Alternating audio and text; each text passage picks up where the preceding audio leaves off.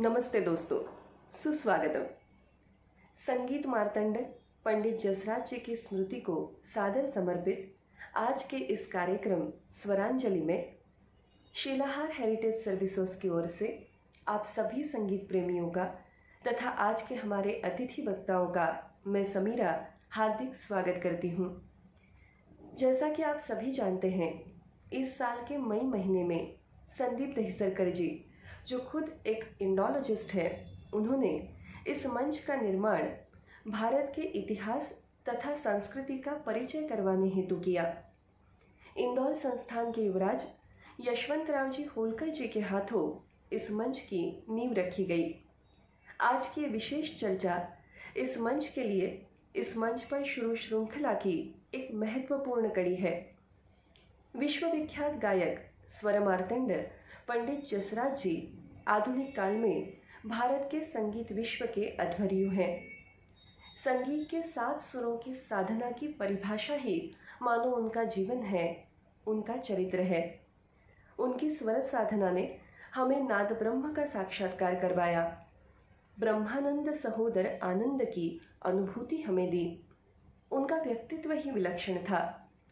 मेवाती घराने की गायकी को नहीं, बल्कि पूरे भारतीय शास्त्रीय संगीत को ही उन्होंने नए आयाम प्राप्त करवाए। भारतीय शास्त्रीय संगीत के वो मानो शिखर पुरुष थे। इस 2020 साल ने हमारे आगे कई चुनौतियां रखी, कई बार हमारी परीक्षा ली। 17 अगस्त 2020 एक ऐसा ही काला दिन था जिस दिन ने हमारा अपरिमित नुकसान किया। जिनके नाम के प्लैनेट से आसमान रोशन है, ऐसे संगीत जगत के इस सितारे को हमसे छीन लिया। पर उनकी स्मृति, संगीत के बारे में उनका योगदान और चिंतन आने वाले काल को प्रकाशमान करेगा, हमारे लिए पथदर्शक रहेगा। संस्कृत साहित्य में रत्न प्रदीप की कल्पना की गई है। एक ऐसा दीप जिसमें ज्योत स्वरूप स्वयं प्रकाशी रत्न होता है, जो अपने स्वयंभू तेज से जगमगाता है। इसीलिए कोई इस रत्न प्रदीप को बुझा नहीं सकता। मुझे लगता है हमारे लिए पंडित जसराज जी की स्मृति ऐसा ही एक रत्न प्रदीप है, हमेशा जगमगाने वाला। आज ये जो साक्षात्कार होने जा रहा है, इसमें उनके व्यक्तित्व तथा उनकी गायकी के बारे में हमें मौलिक ज्ञान प्राप्त होगा, इस बारे में मुझे कोई संदेह नहीं, क्योंकि इसमें सहभागी होने जा रही हस्तियां ही कुछ ऐसी है, जिसमें सबसे पहले मैं नाम लेना चाहूँगी सुनीता बुद्धिराजा जी का। साहित्य प्रेमियों को उनका परिचय मैं क्या करवाऊँ। लेखिका, कवि, संवादक तथा किंडलवुड कम्युनिकेशंस की संस्थापिका के स्वरूप हम सभी उनके कर्तृत्व से परिचित है। आधी धूप, अनुत्तर जैसे कविता संग्रह तथा प्रश्न पांचाली जैसी उनकी साहित्य कृति, जिसका रंगमंच पर भी मंचन हुआ, इन सभी कृतियों को वाचक तथा समीक्षकों की सराहना मिली है। भारत के कई दिग्गज संगीतकारों के साथ, जैसे उस्ताद बिस्मिल्लाह खां साहब, पंडित बेजू महाराज जी, पंडित शिव कुमार शर्मा जी, पंडित हरिप्रसाद चौरसिया जी, इन्होंने विशेष काम किया है। पर संगीत प्रेमियों के लिए इनकी सबसे अनूठी भेंट है पंडित जसराज जी की जीवन गाथा पर आधारित रसराज, ये उनका ग्रंथ।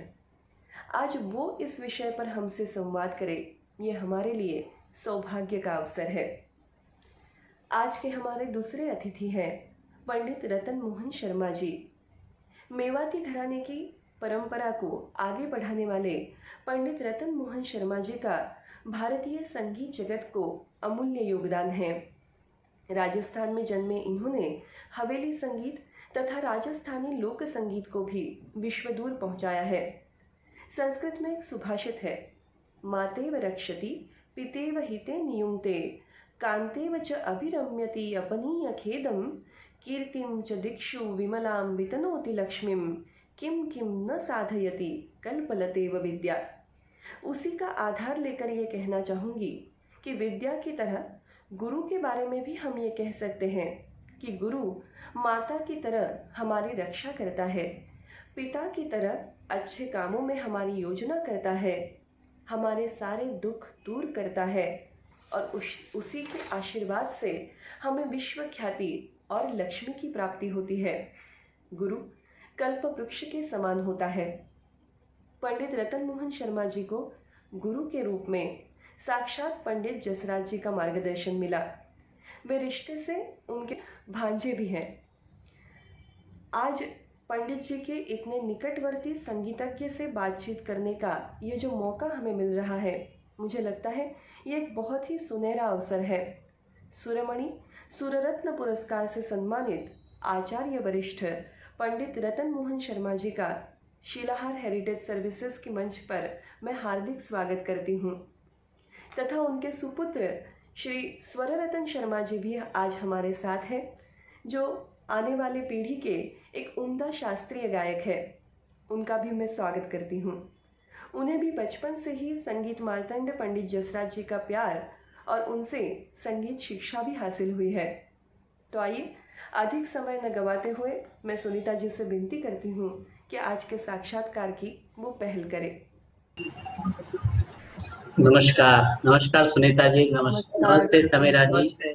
नमस्ते समीरा जी, बहुत बहुत धन्यवाद इतने सुंदर परिचय के लिए। रतन जी तो निश्चित रूप से इतने अच्छे परिचय के हकदार हैं। मैं अपने बारे में नहीं जानती, आपने कुछ बहुत अधिक मेरी प्रशंसा कर दी। मैं ईश्वर से प्रार्थना करूंगी और आप सब लोगों से निवेदन करूंगी कि अपना प्रेम बनाएं, जिससे मैं इस अपने आप को सुयोग्य साबित कर सकूं कि जो इतना सुंदर सुरीला परिचय आपने मेरा दिया। रतन जी, आपका बहुत बहुत स्वागत। और स्वर आप बहुत सुंदर सुरीला इतना अच्छा गाने लगे हैं। और मैं समीरा जी आपका और संदीप जी दोनों का आभार व्यक्त करती हूँ कि संगीत मार्तंड पंडित जसराज की स्मृति को समर्पित यह कार्यक्रम आपने आयोजित किया है। ये मेरे लिए और रतन जी और स्वर हम सब के लिए एक गौरव का विषय है।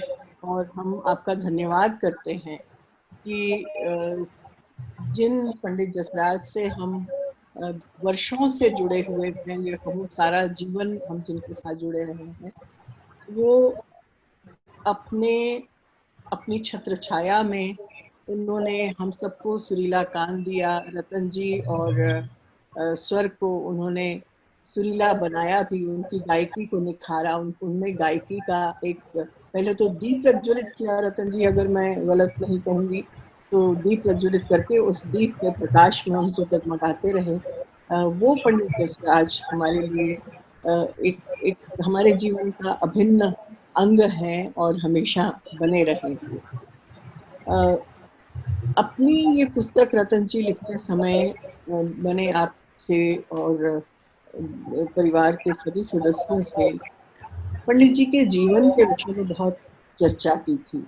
तो आज के कार्यक्रम में मुझे लगता है कि उस चर्चा को हम यदि और लोगों के सामने ला सकें, क्योंकि लिखने वाला शब्द और वाचन का शब्द दोनों में अंतर होता है। जो हम सुनते हैं उसको हम लिख नहीं सकते, और जो हम लिखते हैं उसको हम सुन नहीं सकते। संगीत के रूप में मैं कहना चाहूँगी। वैसे तो शब्द प्रधान, आपकी गायकी ही शब्द प्रधान है। वो गायकी में बिना शब्द के, विशेष रूप से मेवाती घराने की गायकी। तो मेवाती घराने में आपने जन्म लिया और उस्ताद घग्गे नज़ीर खान साहब से प्रारंभ होकर के यह आज स्वर तक ये 8वीं या 9वीं पीढ़ी जिसे मैं कहूँ स्वर हैं। उस्ताद पहली पीढ़ी, पहले उस्ताद, उसके बाद में पंडित नथुलाल जी और पंडित चमन लाल जी, और वो जो पंडित मोतीराम जी के मामा जी थे, उसके बाद पंडित मोतीराम जी और पंडित ज्योतिराम जी, फिर पंडित मणिराम जी, पंडित प्रताप नारायण जी, पंडित पूर्ण चंद गवैया जी और पंडित जसराज जी, और उसके बाद में आप, और फिर रतन, फिर स्वर। तो ये इतनी पीढ़ियां हैं। तो पीढ़ी दर पीढ़ी इस संगीत की का प्रकाश ने दीप्त किया है पूरे संसार को। तो आप अपने आप इसको इसे किस प्रकार आप आगे इस प्रकाश को आगे ले जा रहे हैं, किस प्रकार सुशोभित कर रहे हैं मेवाती घराने की गायकी को, और क्या ये गायकी वही है जो पहले से आई, क्योंकि पहले की रिकॉर्डिंग्स तो उपलब्ध नहीं है, तो अधिक से अधिक आप पंडित मणिराम जी की रिकॉर्डिंग सुन सकते हैं, या एक आध रिकॉर्डिंग पंडित ज्योतिराम जी की होगी। तो वो रिकॉर्डिंग्स भी उपलब्ध ना होने के कारण फिर भी आप इस गायकी को किस प्रकार समझते हैं कि वही उसी दिशा में ले जा रहे हैं जिसमें आपके गुरुजन लेकर के जा रहे थे, और उसको कैसे आगे बढ़ा रहे हैं? देखिए, धरोहर तो बहुत बड़ी है। उस धरोहर को लेके चलना हर आदमी का अपने हिसाब से, अपने बलबूते पर वो कोशिश करता है। मैं ये नहीं कहता कि हाँ मैं एकदम मतलब जो धरोहर है मैं वैसी की वैसी लाके उसको ऐसा तो नहीं हो सकता, मगर कोशिश जरूर कर रहे हैं कि ये जो कड़ी है ये टूटे नहीं। और आपने तो देखा ही है कि स्वर बहुत अच्छा कर रहा है, और इस धरोहर को ये स्वर भी बहुत अच्छी तरह से आगे लेके जाएगा, ऐसा मेरा ख्याल है। हमारा पूरा विश्वास है जी।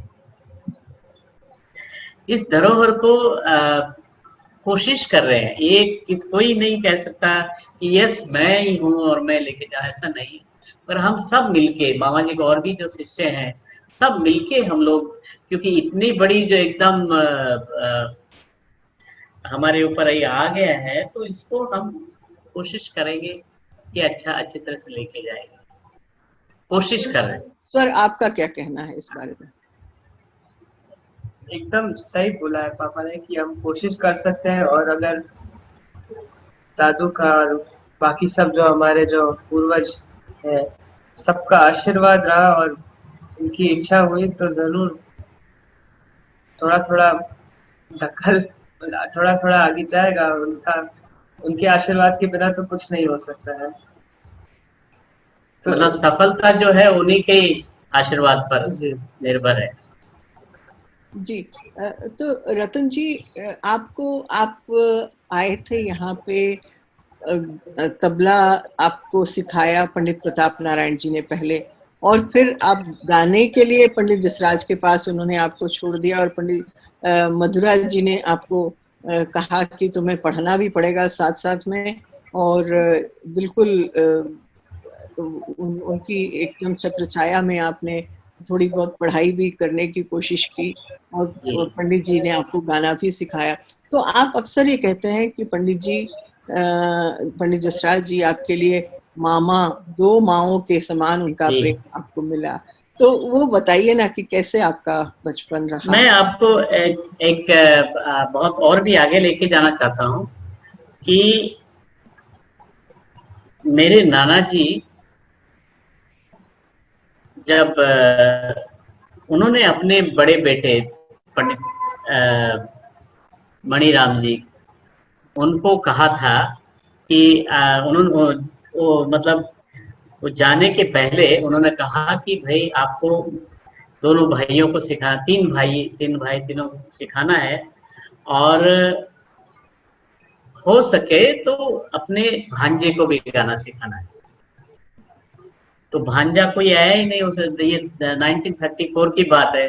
और मैं फिर ये जब हमारे मामा जी पंडित प्रताप नारायण जी, संगीताचार्य पंडित प्रताप नारायण जी जब आए मेरी माँ के पास, और उन्होंने देखा कि कौन सा भांजा जो इसके लायक है, तो उन्होंने सबको सुना, और पता नहीं मेरा शायद ऐसा तकदीर होगा कि उन्होंने कहा कि हाँ मैं रतन को लेके जाऊंगा। तो कोई कह भी नहीं पाया मेरी माँ, और मैं उम्र भी मेरी काफी कम थी, तो वो मुझे लेके आ गए। तो मैं कहने का मतलब ये है कि मेरे नाना जी ने बहुत पहले कह के रख दिया कि भांजे को लेके आना। तो आपके परिवार में तो वैसे ही मामा भांजा का मामा भांजा से चलता है। जी, जैसे तो पंडित उस्ताद घग्गे नजीर खान साहब के भांजे स्वरूप, क्योंकि उनकी बहन स्वरूपा थी हाँ, पार्वती देवी, वो मामा ही कहते। एक उसका कारण है, हमारे मामा जी बताते रहते हैं। जी और ये बहुत पहले की भी बात है कि मेरे पिताजी, क्योंकि जब वो गाना, मतलब गाना तो नहीं गाते थे, मगर वो ऑफ कोर्स उनके ससुर जी इतने बड़े गायक, तो सुने उनको, सुनते रहते थे, तो हर किसी की इच्छा तो होगी कि हम भी गाएं। तो मेरी माँ ने एक बार पूछ के कह भी दिया कि अ, बाबा कहते थे मेरी माँ अपने पिताजी को, बाबा, कि इनको आप सिखा सकते हैं क्या? बोले कि नहीं नहीं, मैं ये जवाई को नहीं सिखा सकता है, क्योंकि गाने में क्या है कि आपको गुस्सा भी आता है आपको, तो बोले कि जवाई को नहीं सिखा सकते। तो जवाई को इसलिए डांट शायद नहीं सकते, गाली नहीं दे सकते। गाली नहीं दे सकते, और गुस्सा हो जाए जवाई तो इसलिए उन्होंने, उनके मन में भी यही होगा कि भाई मैं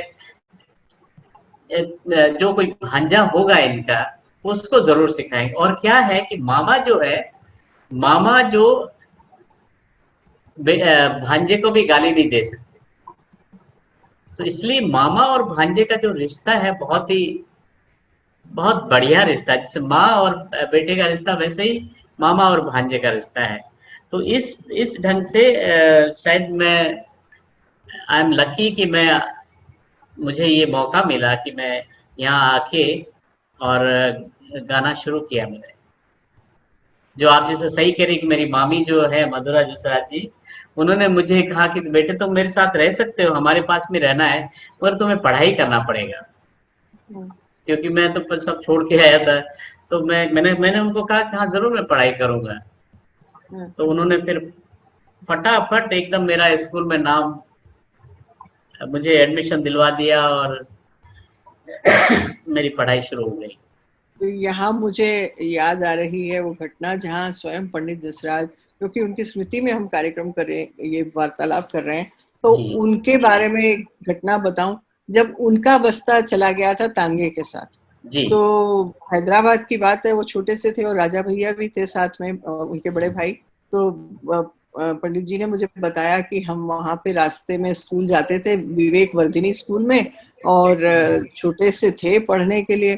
तो रास्ते में चलते एक याकूबिया नाम का एक रेस्टोरेंट आता था जहाँ चाय वाय बनती थी, कुछ और बनता था। तो वहाँ बेगम अख्तर साहिब का एक रिकॉर्ड चला करता था, दीवाना बनाना है जी तो दीवाना बना दे, वरना कहीं तकदीर तमाशा ना बना दे। तो जी जी ये उनको बहुत पसंद आता और वो वहां खड़े हो जाते। और राजा भैया कहते कि चलो जसराज चलो, स्कूल में देर हो रही है, मास्टर जी गुस्सा करेंगे। तो ये जी कहते चलो राजा भैया आप जाओ, मैं भी आ रहा हूँ। तो कभी तो पीछे चले जाते वो रिकॉर्ड सुन करके, और कभी कभी सारा दिन वहीं बैठे रह जी जाते। तो एक तांगा जाता था वहां से, तो एक बार राजा भैया ने कहा कि चलो, और ये जाने लगे वहां उनके पीछे पीछे। तो तांगे में बैठ जाए पीछे, बग्घी, तांगे जैसी बग्घी जैसे, तो पीछे उछल करके बैठ जाते थे। तो वहां कुछ कीलें लगी रहती थी ताकि कोई लोग गिरे ना, या सामान की सुरक्षा के लिए। जी तो वो कील पे वो जसराज जी ने अपना बस्ता टांग दिया और वो चढ़ने लगे। तो बग्घी वाले ने कहा कि अरे बग्घी के पीछे चोटा, मतलब बग्घी के पीछे चोर, जैसे कोई चोरी करना है। परिवार में कोई लोग तो पढ़े, तो इसलिए एक बच्चे को उन्होंने आगे कहा कि तुम पढ़ो। हालांकि दुर्गा और उषारन को भी स्कूल जाना पड़ा और कॉलेज वॉलेज भी वो लोग वो गए। भी पढ़ रहे थे, तो इसलिए उन्होंने लगा कि ये अपना घर में बैठा क्या करेगा। और नहीं, मामी जी ये नहीं चाहती थी कि भाई, उन्होंने कहा कि मैं नहीं चाहती कोई कि तुम पढ़ाई नहीं करो और यहाँ रहो। तो मैंने कहा कि आप जो आज्ञा देंगे वो होगा। और उन्होंने स्कूल में मुझे तो दाखिला दिलवा दिया। पंडित जसराज के अपने जीवन में रियाज का बहुत महत्व था जी और गाना सिखाने का बहुत महत्व था। आप वो स्वयं जैसे लगभग 15-16 घंटे रोज रियाज करते थे, जितनी देर वो जागते थे उसमें 2 घंटा अपना खाने पीने और आने जाने को छोड़ करके बाकी सारा समय वो रियाज किया करते थे। और ये कलकत्ते के दिनों की बात है ना? तो कलकत्ते में जब वो डॉक्टर मुकुंद लाट वो थे और मुन्नी जी को सिखाने भी जाते थे, संगीत श्यामला में वो जाते थे, और वहाँ सोम तिवारी जी भी होती थी जिनको वो अम्मा कहते थे। तो इन और सब लोगों के साथ इनका पूरा दिन रियाज ही चलता था। तो एक इतनी सुरीली घटना मुन्नी जी ने मुझे बताई थी रसराज पंडित जसराज के संदर्भ में। तो उन्होंने कहा कि हम उनके अलावा किसी और गुरु को उनके जाने के बाद धारण कर ही नहीं सके, क्योंकि वैसा सिखाने वाला उनको कोई और मिला ही नहीं। और ऐसे गुरु कि जब वो बारात में जा रहे थे तो भी रास्ते में उन्होंने रेलगाड़ी में मुन्नी जी को गाना सिखाया। हाँ, तो आपको भी आपकी बारात में उन्होंने गाना सिखाया क्या, और रियाज को कितना महत्व उन्होंने दिया? हम लोग तो क्या है कि घर में ही रहते थे, तो कुछ ना कुछ करते ही रहते, क्योंकि मामा जी का डर भी तो लगता था ना कि कभी देख लेंगे और नहीं गा रहे। तो हमारा एक जो शिवाजी पार्क पे जो घर था, वो उसमें ऊपर टेरेस था, तो टेरेस पर हम लोग रियाज करते ही रहते थे। वहाँ पर एक रूम था जिसमें अपने अकेले बैठ के और रियाज करते ही रहते थे। और हमने उस समय क्या किया, जब सीखना शुरू किया, तो मैंने ये किया कि जैसे ये जो जो धूप छाँव होती है ना, जैसे कि ये छाँव वहां तक जाएगी तब तक मुझे रियाज करना है। अभी उसमें वो छाँव चाहे 1 घंटा लगे, 2 घंटा लगे, 4 घंटा लगे, और वो फिर हम लोग और वो करते रहे। तो ऐसा एक घड़ी वगैरह नहीं लगाते थे कि ये छाँव जो है यहाँ तक जाएगी, तो वो एक आदत बन गई और वो एक 3-4 घंटे का रास्ता वो बन ही गया था। तो एक सत्र में 3-4 घंटे, और उसके बाद फिर करते होंगे। क्या हुआ कि जब मैं कॉलेज जाने लगा, तो मामी जी ने कहा कि अभी कॉलेज मत जाओ, क्योंकि तुम्हें अभी रियाज करना है। और मुझे कॉलेज जाना मेरी बहुत इच्छा कि मैं कॉलेज जाऊँ, ये करूँ। तो उन्होंने कहा कि मैंने कहा कि अच्छा, कॉलेज नहीं जाऊँगा तो मुझे क्या करना पड़ेगा? बोले तुम्हें कम से कम 5-6 घंटे रियाज करो तुम। तो मैंने कहा 5-6 घंटे में रियाज करूँ, उसके बाद जा सकता हूँ? बोले हाँ, उसके बाद जा सकते हो। तो मैं क्या करता था, सुबह 3 घंटे कर लेता था, और शाम को फिर 1-2 घंटे, और रात में फिर 1-2-3 घंटे ऐसा कर लेता। तो मैंने वो बांट दिया अपना, जितने समय मैं कॉलेज में जाता था। और इसमें ये भी हुआ कि हमारी एक सुबह मैंने वैसे आर्ट्स लिया, मैंने फिलोसॉफी लिया था, मगर बीच में किसने मुझे कहा कि अकाउंट्स ले लो, वो बहुत आसान है। अच्छा। तो मैंने कहा अच्छा, अकाउंट्स आसान है तो ले लेते हैं। मेरे को आसान, पढ़ाई में ज्यादा पढ़ना नहीं पड़ेगा, बोला अकाउंट। और वो जो लड़का है, मेरा दोस्त है, उन्होंने कहा कि वो कॉमर्स वाला था, उन्होंने कहा ये अकाउंट में कुछ भी नहीं है, तुम अकाउंट ले लोगे तो एकदम अच्छा। मैंने अकाउंट ले लिया, और अकाउंट का जो होता था, सुबह का जो लेक्चर होता था, वो अर्ली मॉर्निंग होता था, और मैं अर्ली मॉर्निंग तो मेरा रियाज में जा ही नहीं सकता था। तो वो मेरे अकाउंट में मैं एक दिन भी नहीं गया। अच्छा। और आखिरी में जब एग्जाम आया, तो मुझे वो मेरा जो दोस्त मुझे कहा कि तुम्हें कुछ आता है कि नहीं आता? मैंने कहा यार मुझे तो कुछ, तो डेबिट क्रेडिट तो आता होगा? मैंने कहा वो भी नहीं मालूम। उसने फिर कैसे भी करके थोड़ा सिखाया और पास तो हो गए। तो पढ़ाई का ये भी चक्कर था कि मामी जी का एक डर भी होता था, और वो डर जरूरी भी था कि आप रियाज नहीं कर रहे हो तो आपको बहुत पनिशमेंट मिलेगा। तो इसलिए मैं रियाज, मुझे ये लग रहा है कि रतन जी ये शायद जरूरी भी था।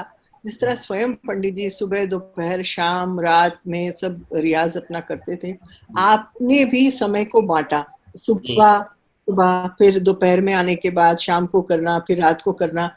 तो उससे शायद आपके सारे प्रहर के जो राग समयानुसार शायद ऐसे चलने लगे होंगे। जी तो आप सही कह रहे हैं, क्योंकि मुझे मैंने जो किया कि सुबह भैरव करते थे, तोड़ी करते थे, उसके बाद में दोपहर में शुद्ध सारंग का रियाज करना, शाम को पुरिया, और फिर बहुत रात में फिर बिहाग और ऐसा रात मैं करता रहता था। और बिहाग में मुझे एक आपको बता के आपको भी थोड़ा अच्छा लगे शायद, कि मुझे नींद नहीं आती रहती थी और मैं वो जो बंदिश लेता था, कैसे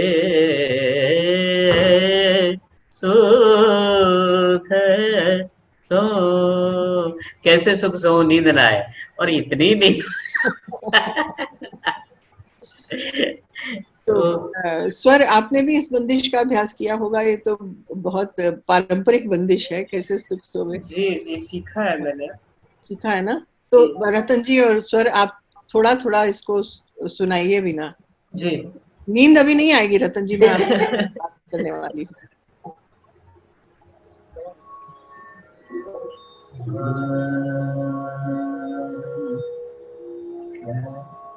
कैसे सुख सो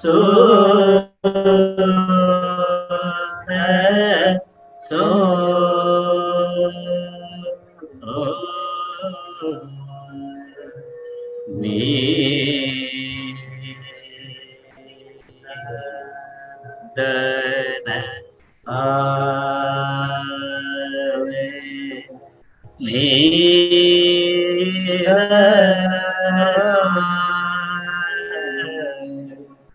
श्यामा मूरत चिद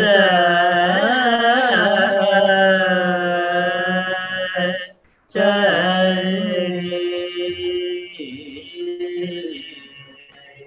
कैसे सुख सो। तो ये बंदिश गाते भी थे और नींद भी आती रहती थी। और क्या था कि उस समय हमको ये हमको ऐसा था कि भाई अपना खाना वाना खा के और फिर बैठते थे। अच्छा, खाना भी खाने के बाद में रियाज भी करना है और ऐसी राग भी ले लेना है। जी। तो ये क्योंकि फिर बाद में तो आदत पड़ गई, करते रहे। तो और सब लोग मेरे हंसते भी थे, करे क्या नींद, मतलब बहुत सही टाइम पर तुमने ये बंदिश गा रहे हो। क्या बात है। तो उस समय आप लोग बहुत सारे छात्र थे, है ना? ये आप थे, गिरीश जी थे, या ये आपसे पहले थे गिरीश जी और चंदू मामा? ये गिरीश जी और चंद्रशेखर जी ये हमारे से काफी बहुत आगे के थे। तो ये हमारे मतलब गुरु जैसे भी थे हम लोगों को, क्योंकि मामा जी उस समय इतने ज्यादा बिजी थे। मतलब एक दिन आते थे तो 5 दिन बाहर रहते थे, जी। क्योंकि उस समय बहुत प्रोग्राम, ये मैं बात कर रहा हूँ आपको 80s की। हम्म, तो इसमें बहुत मामा जी 70s में ही वो इतने ज्यादा एकदम व्यस्त हो गए थे। व्यस्त, और वो तो शुरू से ही व्यस्त थे ही। वो जी। जिस दिन उन्होंने गाना शुरू किया तब से उनके प्रोग्राम तो बहुत ही हो ही रहे थे। तो जी। वो बहुत बिजी थे, मगर उसमें भी वो देख लेते थे। और हमारे गिरीश दादा, जो हम पंडित गिरीश बजलवार जी की बात कर रहा हूँ, जी। तो उनका भी हमारे ऊपर बहुत असर रहा, क्योंकि वो रात में शुरू करते थे अपना रियाज। हम्म, वो रात में 10 बजे खाना वाना खा के, और हम लोग स्कूल भी जाते थे। और हम लोग स्कूल स्कूल की बात बता रहा हूँ मैं। जी। तो स्कूल के वक्त हम लोग तो फिर सो जाते थे। और हमारा जो कमरा था वो उनके एकदम लगा हुआ था। और वो रियाज करते थे रात को 10:30 बजे शुरू होके सुबह 5 बजे तक। क्या बात है। और उसमें जब मामा जी हमारे घर में रहते थे, जब प्रोग्राम लगा, तब वो क्या करते थे कि मामा जी ऐसे उठ के एकदम रात को 2 बजे उनके पास आके बैठ जाते थे, सिखाना शुरू कर देते थे। तो मामा जी का ऐसा था, जब टाइम मिले तब सिखाते थे। तो स्वर आपने भी इसी तरह से सीखा? क्योंकि पंडित जी का मैंने देखा, चाहे वो भारत में रहे हों और चाहे विदेश में रहे हों, चाहे जिस शहर में रहे हों, तो वो जब उनका एक समय उनका निश्चित था कि वो हमेशा दिन के 2 घंटे 1.5 घंटा आपको रोज सिखाते ही थे। और जी मैंने ये चीज देखी, रतन जी, बार बार देखी, यहाँ नोएडा में मेरे यहाँ भी, और अमेरिका में तृप्ति जी के वहां भी मैंने देखा। तो वो कहते कि भाई अभी स्वर का की क्लास होने वाली है, मुझे अब छोड़ दो थोड़ी देर के लिए। उनसे हम बात नहीं कर सकते थे, मतलब we used to get so busy with स्वर। तो स्वर एक गुरु की, गुरु का तुम्हारे प्रति लगाव, गुरु का तुम्हारे प्रति एक स्नेह स्नेह उनका आशीर्वाद, क्या आपने उस आशीर्वाद को उसी तरह ग्रहण किया? आपको लगता है कि आपने सही सही उनसे सीखा और उसमें आपको क्या क्या मिला? मतलब स्वाभाविक है कि अगर आप अपने गाने को जीवन बनाने जा रहे हो तो आपको बहुत कुछ उनसे मिला, लेकिन आप जो देने वाला होता है वो भी उसी को देता है जो उसके योग्य हो, है ना रतन जी जी? जी तो जी। वरना तो वो देने वाले का देना भी व्यर्थ जाता है। तो आपने अपने आप को उस योग्य बनाया है। जी भी वो तो उनका ही आशीर्वाद है कि उन्होंने मेरे को बहुत कुछ सिखाया और अभी भी सिखा ही रहे हैं, अभी भी सिखा ही रहे हैं, तो वो तो कभी बंद नहीं होगा। और आपने जैसे बताया कि रोज का उनका एक, हम उनके साथ मैं उनका बैठना ही था मेरे साथ उनके साथ रोज। और कभी जब अगर उनका प्रोग्राम है या कुछ काम है जिसमें वो नहीं सिखा पाए, पर वो उसको एडजस्ट कर देते थे।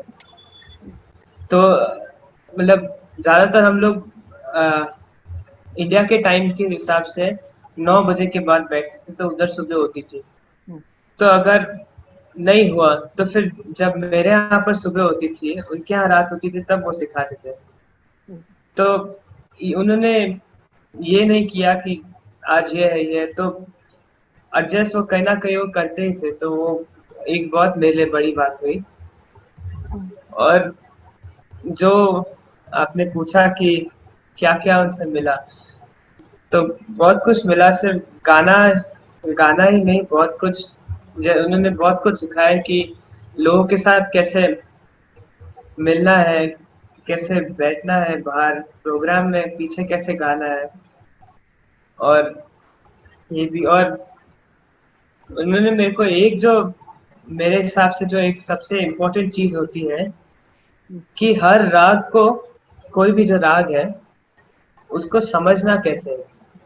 वाह। अभी हर राग में सेम स्वर तो नहीं लगते हैं।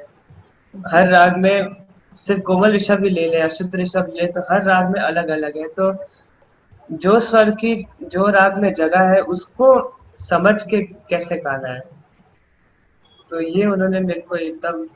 आप तो इसका कुछ कुछ उदाहरण देंगे? मैं सब जी मैं देता हूँ अभी। भी जैसे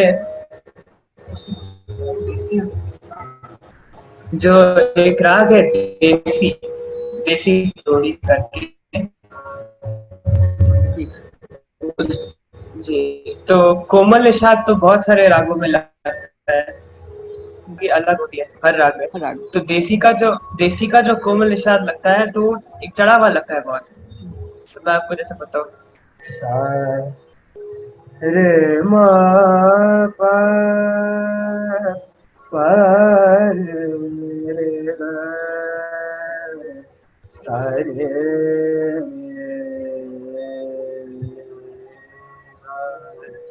रे मा पा दा मा पा मा पा सा रे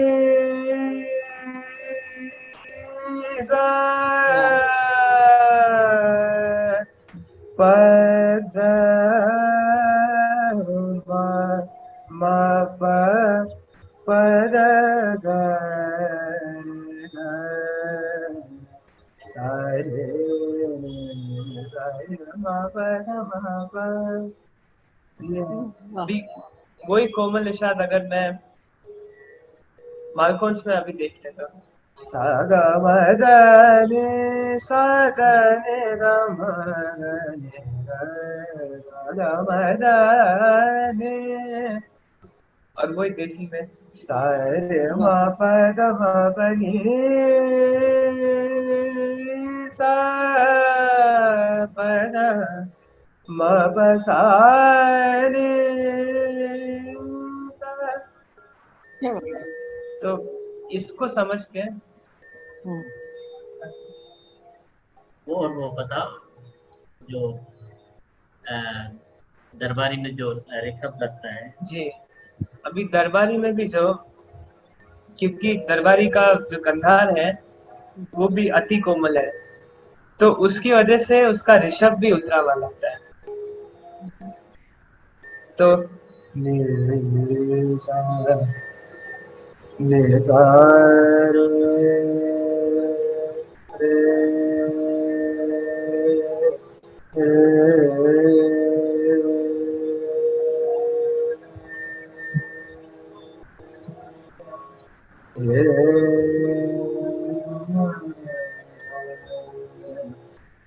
रे ग म सा रे, उसकी भी एक फिर जगह अलग बनती है। वाह और उन्होंने बताया कि इसी सब, यही छोटी छोटी चीजों से और स्वर की जगह से पूरा राग बनता है। इसको समझना बहुत इम्पोर्टेंट होता वाह, है। बहुत बहुत बहुत सुंदर आपने बात बताई। और मुझे वो प्रसंग स्वर और रतन जी दोनों आप जानते हैं वो प्रसंग कहाँ से पंडित जसराज जी ने गाना शुरू किया और किस घटना ने उन्हें प्रभावित किया कि वो तबला वादन से गाने की ओर आ गए। और वो कुछ ऐसी ही घटना थी, और जो स्वरों का उन्होंने ये बताया, जैसे ऋषभ और निषाद के बारे में स्वर ने अभी चर्चा की। तो मुझे याद पड़ रही है वो घटना जो लाहौर में पंडित जसराज उस समय तबला बजाया करते थे, और पंडित मणिराम के साथ विशेष रूप में। तो एक दिन पंडित कुमार गंधर्व उनके पास आए, पंडित मणिराम जी के पास, और काफी देर बैठे रहे। शाम को उनका कार्यक्रम था। तो पंडित कुमार गंधर्व ने पंडित मणिराम जी से कहा कि मेरे तबले वाले आज नहीं आए हैं, तो क्या मैं जसराज को ले जाऊं? तो उन्होंने कहा ले जाइए। तो वो जसराज जी को लेकर के गए और वहां उन्होंने भीमपलास गाया, और बहुत सुंदर भीमपलास गाया। और अगले दिन पंडित मणिराम जी के पास सुबह पंडित अमरनाथ जी आए। तो अमरनाथ जी ने उनसे कहा, पंडित मणिराम जी से, कि पंडित जी, अगर हमारे अग्रज ही गाने में कुछ त्रुटियां करने लगे तो फिर हम लोग कहाँ जाएंगे? तो पंडित मणिराम ने पूछा कि भाई क्या, किसने क्या त्रुटि कर दी, कौन से अग्रज ने? तो उन्होंने कहा नहीं, कल पंडित कुमार गंधर्व ने भीमपलास में ध्यावत पे सम रख दिया। तो जसराज जी वहां बैठे थे, तो उन्होंने कहा नहीं, वो गाने में तो कोई त्रुटि नहीं, उन्होंने बहुत सुंदर गाया। तो पंडित अमरनाथ ने कहा कि जसराज, तुम मरा हुआ चमड़ा बजाते हो, और तुम क्या जानो कि गाने में क्या होता है। तो इस बात से उनका मन खट्टा हो गया, और पंडित जसराज ने निर्णय मन में किया कि मैं अब तबला नहीं बजाऊंगा, मैं गाऊंगा। तो वो धैवत पर सम रख दिया।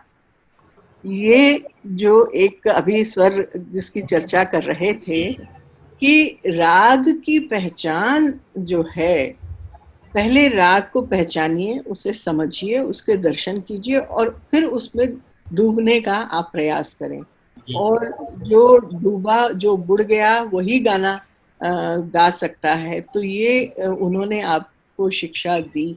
रतन जी, आपके साथ भी ऐसा हुआ? क्योंकि स्वर का मुझे मालूम है, और कि स्वर तो के साथ थ्योरी पर भी चर्चा होती थी, गायन जी। पर भी चर्चा होती थी, और पूरा प्रैक्टिकल भी वो सिखाते थे।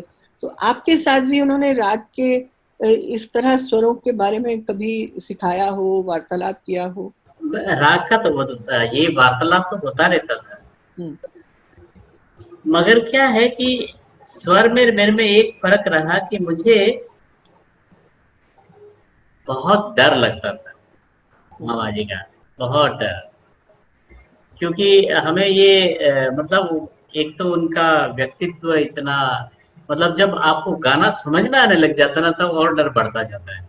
हम्म, जब गाना समझ में नहीं आता तब तो हम लोग तो एकदम नहीं इतना लगता था, मगर जैसे जैसे गाना समझ में आने लगा और उनका व्यक्तित्व तो इतना, ऐसा नहीं कि वो गुस्सा ही करते थे, मगर वो उनका और जो उनका जो डर, मतलब ऐसा नहीं कि वो पीठ से थे थे, मगर वो रिस्पेक्ट इतना कि अ, बहुत सारी बातें पूछ भी नहीं पाते थे। मगर स्वर के साथ में ऐसा नहीं, हो तो दादू के से ये कुछ भी पूछ सकता था और हमें तो पूछने में एकदम इतना डर लगे। तो मगर हाँ, अब जैसे मैं भी जब सीख रहा था और मैं जब ये राग गुजरी तोड़ी वगैरह सीख रहे थे, तो इसमें जो जी। गंधार और रेखा इतने कोमल है। सा सा रे ग रे ग रे ने न सा सा रे ग रे ग सा रे ग म द म ग। अब ये क्या इतना कोमल है, अति कोमल में से। तो ये जो चीजें जब नहीं आती थे तो बहुत डांट भी पड़ती थी, अभी भी पड़ी रही है। तो ये और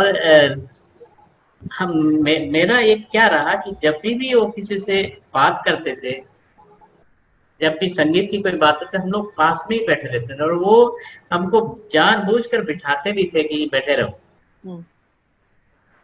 तो कोई मान लो वो इंटरव्यू भी दे रहे हैं, जैसे आज का जैसे इंटरव्यू चल रहा है, तो हम लोग वहाँ मतलब मामा जी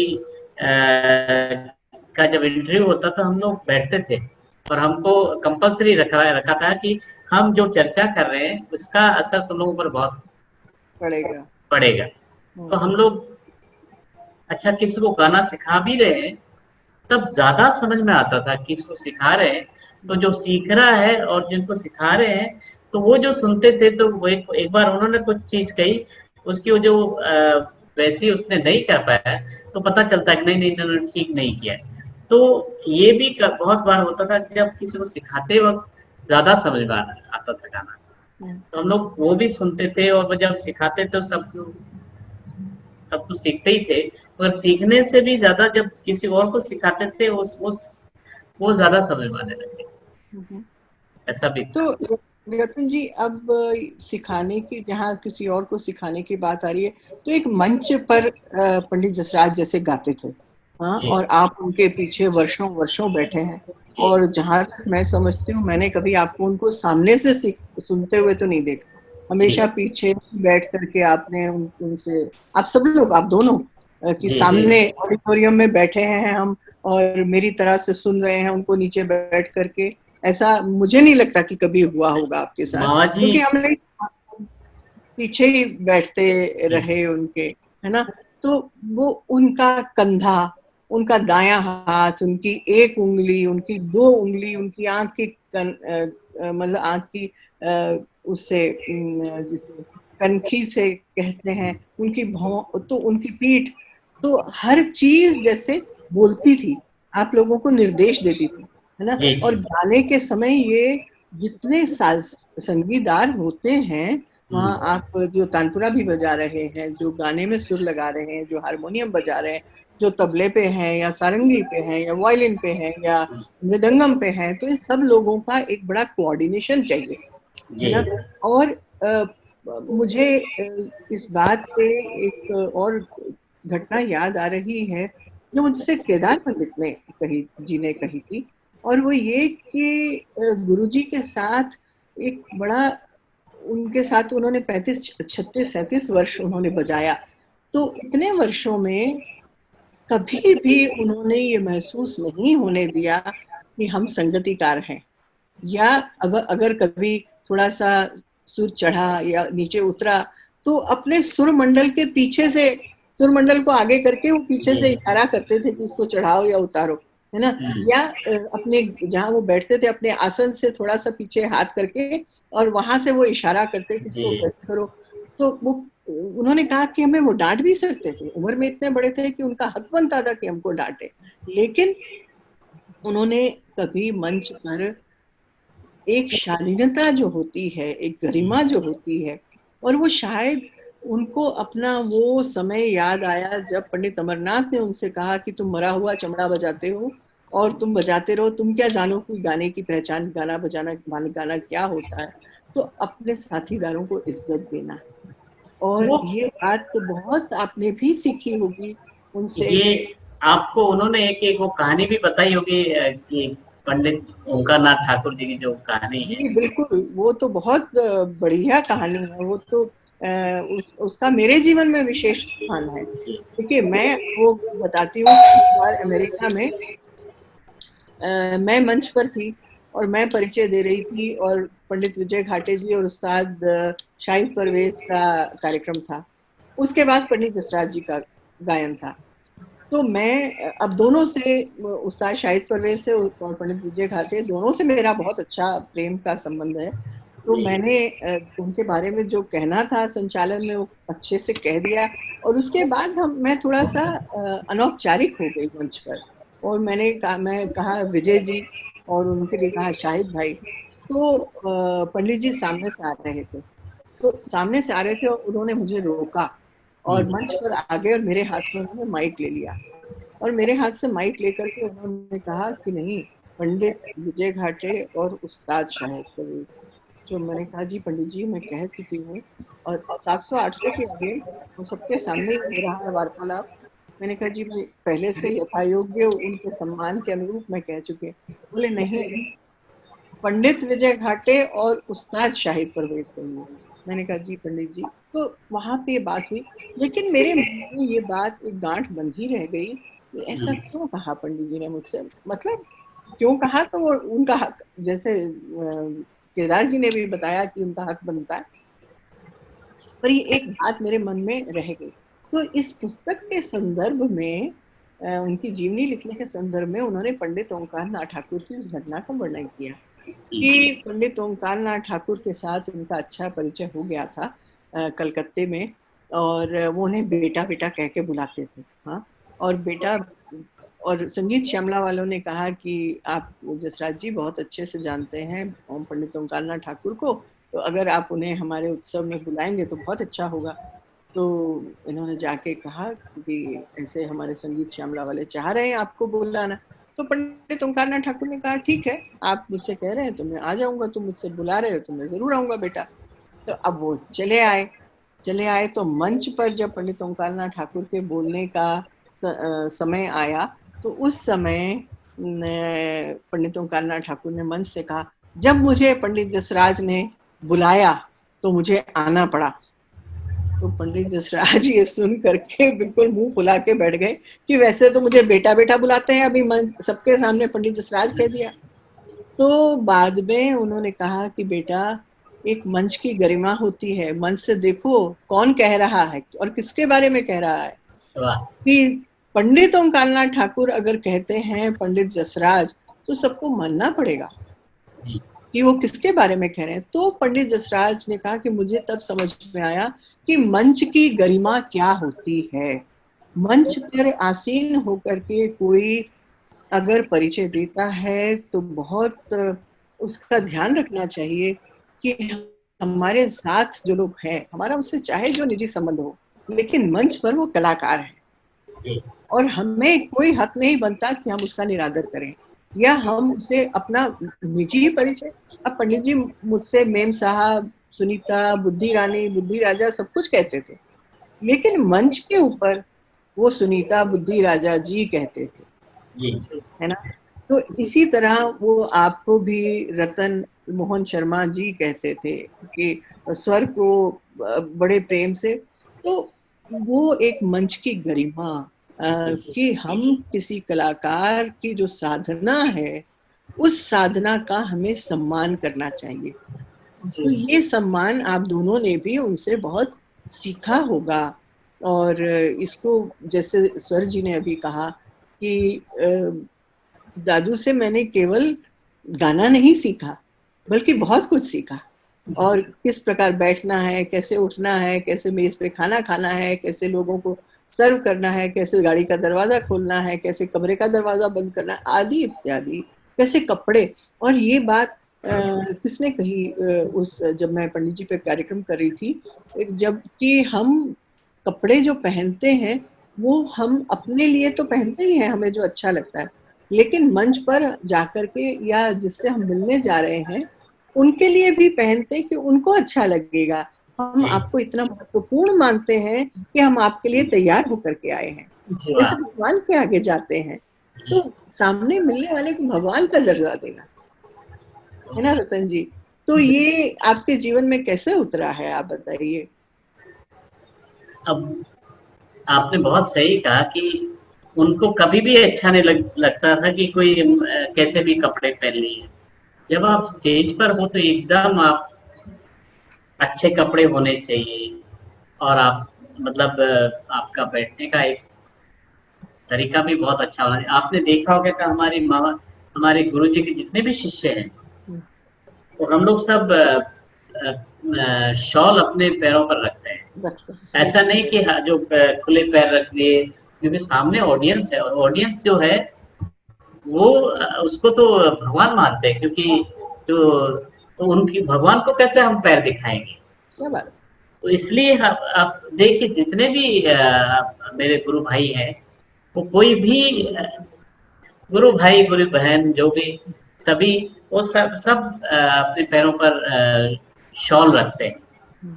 अच्छा, मामा जी शॉल नहीं रखते थे क्योंकि वो धोती पहनते थे। धोती पहनते थे। धोती पहन के, और वो जो तो वो धोती तो सब लोग नहीं पहनते हैं, क्योंकि और बहुत लोगों को तो धोती पहनना आता भी नहीं है।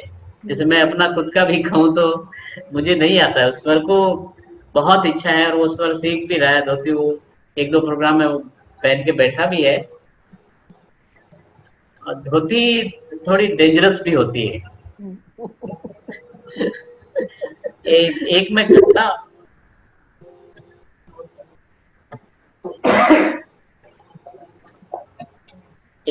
बताऊं कि नहीं बताऊं, पता नहीं मुझे। बता दीजिए। एक बार मेरा कार्यक्रम था, और वो भी महिलाओं का कार्यक्रम था। मतलब महिलाओं ने मेरा एक हवेली संगीत का प्रोग्राम रखा। अच्छा, हवेली का रखा तो मैं उस दिन ट्राई करके और धोती मतलब पहन के गया। और क्योंकि धोती पहनना आता नहीं था, तो गांठे वांठे थोड़ी ठीक से लगी नहीं शायद। अच्छा, मैं प्रोग्राम में तो बैठ गया, प्रोग्राम हो गया और अच्छा हो गया। अभी उसके बाद सब लोग आके मिले कि रतन जी बहुत अच्छा हुआ ये। मैं अपना बैठा बैठा, हाँ थैंक यू थैंक यू। तो सब लोग ये इतना भी क्या है, इतना उठ भी नहीं रहा है, लोग आके मिलते। तो एक हमारे मामा जी शिष्या है, मूषा जी के, तो उन्होंने कहा कि रतन मुझे कुछ गड़बड़ लग रहा है। मैंने कहा आपने सही पहचाना है। तो फिर वो पर्दा लगा दिया, मैं उठ के अपना चला गया, और फिर तो मैं ठीक कर लिया। तो उसके बाद मैंने कभी हिम्मत नहीं की कि मैं धोती पहन के। पंडित जी तो हमेशा धोती, बल्कि मैं समझती हूँ कि वो ना केवल मंच पे, वो अपने निजी जीवन में भी धोती पहन। धोती पे तो उन्होंने एक ऐसे ही इकलौते कलाकार शायद होंगे जिन्होंने धोती को जीवित रखा हुआ है अपने शास्त्रीय संगीत जी। के कार्यक्रमों में और अपने जीवन में। तो हमारे गुरुजी ने तो बहुत चीजें ऐसी, मतलब वो तो लीडर ही रहे हैं अपने। क्योंकि उन्होंने ऐसी ऐसी चीजों को, उन्होंने एक तो देखिए आप संस्कृत भाषा को कितना उन्होंने बिल्कुल पॉपुलर कर दिया। बिल्कुल बिल्कुल हवेली संस्कृत संगीत तो आप हवेली संगीत लीजिए, हवेली संगीत को कितना उन्होंने, मतलब एकदम मंदिर से एकदम उन्होंने लोगों के बीच लेके आ गए। बिल्कुल। वो तो घटना कहाँ से शुरू हुआ, ये भी बहुत सुंदर घटना। और दूसरी बात देखिए ना, वो पहले कलाकार हैं जिन्होंने जो पखावज क्लास ये ख्याल के साथ बजती नहीं थी जी, उन्होंने शुरुआत की। मृदंगम और पखावज दोनों ही साथ में लिया जी। तो उन्होंने और इसके वजह से ये बहुत बड़ी बात है कि पखावज क्योंकि लोग सीखना ही बंद हो गए हम्म, धीरे धीरे, क्योंकि पखाव सीख के करेंगे क्या? कोई वो जो ध्रुपद धमार जो गाते हैं उनके साथ बजा लिया बस हो गया? नहीं। तो ये क्योंकि ये जो ख्याल का ये तो मेन स्ट्रीम है फिलहाल, जी जी जी। तो इसमें मामा जी ने इंट्रोड्यूस किया। तो हम्म, आज ऐसा है कि तबला और पखाव दोनों रहते हैं हमारे साथ में। जी जी जी बिल्कुल। तो ये उनका बहुत बड़ा योगदान है। जी। और और हम को भी वो हिंदुस्तानी शास्त्रीय संगीत में लेके आया मंच पर, वो भी उन्होंने पहल की है। वायलिन को भी उन्होंने, वायलिन वायलिन को भी उन्होंने बजवाया, और मृदंगम को भी उन्होंने बजवाया। तो ये उनकी बहुत बहुत बहुत बड़ा उनका योगदान है। योगदान, और क्योंकि एक देखिए अभी जो पीढ़ी दर पीढ़ी आ रही है जो पखावज बजा रहे हैं या जो मृदंगम, मृदंगम देखिए ना जो साउथ इंडियन वाद्य है, मगर उन्होंने आराम से इसका इस्तेमाल किए। जी और बिल्कुल, उसके लिए उतना बड़ा आर्टिस्ट चाहिए तभी आप मतलब एस्टेब्लिश कर सकेंगे। ये प्रयोग कर सकते हैं। बिल्कुल, आपने बिल्कुल सही कहा रतन जी। और इसमें मैं समझती हूँ कि हवेली संगीत की ओर भी उनका जो पदार्पण हुआ, उसका भी एक महत्वपूर्ण, एक सम्मान योग्य स्थान है। जी क्योंकि श्रीमती रवि प्रभा बर्मन और विजय बर्मन जी, वो जब सूर पंचशती के समय दिल्ली के राजदूत होटल में उन्होंने पंडित जसराज को बुलाया और कहा कि जसराज जी, हम इस तरह से कार्यक्रम कर रहे हैं, तो हम चाहते हैं कि इस पर कोई एल्बम सूरदास जी की बनाई जाए, सूर पदावली जी की, तो सूर पदावली की, और आपको इसका इसका गाना है। और शर्त यह है कि आप हवेली संगीत जिस स्टाइल में, जिस शैली में गाया जाता है, आप उसी शैली में आप गाएंगे। तो उस पर पंडित जसराज ने उनको उत्तर दिया कि मैं तो उसे जानता नहीं हूँ, मैंने सुना है उसके बारे में थोड़ा बहुत, लेकिन मैंने कभी सीखा नहीं है, तो मुझे सीखना पड़ेगा। तो उन्होंने कहा कि हाँ ठीक है। तो उन्हें सिखाया गया। पंडित श्याम मनोहर जी गोस्वामी और उनके जो प्रमाणिक जी, एक पंडित जी थे, उन लोगों ने इन्हें सिखाया और उसको बहुत सीखा। और आपको याद होगा कि उदयपुर में नाथद्वारा मंदिर में जब विवाह हो रहा था वहाँ के गोसाई जी के पुत्र का, तो सब वहाँ पे विवाह के पश्चात तो उनसे पूछा गया कि पंडित जी कल क्या करना चाहते हैं आप? तो पंडित जी ने उत्तर दिया कि मैं, अगर पूछ ही रहे हैं तो सन्मुख दर्शन करवा दीजिए। तो वो गोस्वामी जी ने आपस में एक दूसरे की ओर देखने लगे कि सन्मुख दर्शन तो होते नहीं है, कोई होता नहीं है ऐसे, तो क्योंकि चिक पड़ी रहती है, तो हम गाना, उन्होंने कहा कि हम गाना चाहते हैं। तो उन्होंने कहा कि वो तो मुश्किल है। फिर उसको उपाय ढूंढा कि चिक पड़ी रहेगी और आप इधर से गाइएगा। तो और जब गाएंगे, और जब पुजारी जी अंदर से पूजा कर चुकेंगे और वो श्रृंगार कर चुकेंगे, और वो जैसे ही चिक उठाएंगे, आप गाना बंद कर दीजिए। तो वहां गाना गाया इन्होंने। तो करत श्रृंगार मैया मन भावत, है जी ना। और वो जैसे ही उन्होंने चिक उठाई, इन्होंने बंद कर दिया। तो गोस्वामी जी ने कहा कि नहीं पंडित जी, भगवान सुन रहे हैं, आप वाह। गाइए। तो आधा पौना घंटा और गाया। तो रतन जी, ये हवेली संगीत जिसको स्वयं भगवान सुनते हैं, मेरा मन है कि इसका कुछ उदाहरण आप दीजिए यहाँ पे, आप सुनाएं आप दोनों। और आपका तो बहुत अधिक योगदान है इसे आगे बढ़ाने में। मैं उसी एल्बम के बारे में बताना चाह रहा हूँ कि वो जब जो बना था तो बोले कि पूरे दिन की दिनचर्या भगवान की जो होती है उसके सारे पद लिए थे। तो सुबह सुबह से लेके रात तक, जी तो जो सुबह का जो पहला जो पद था,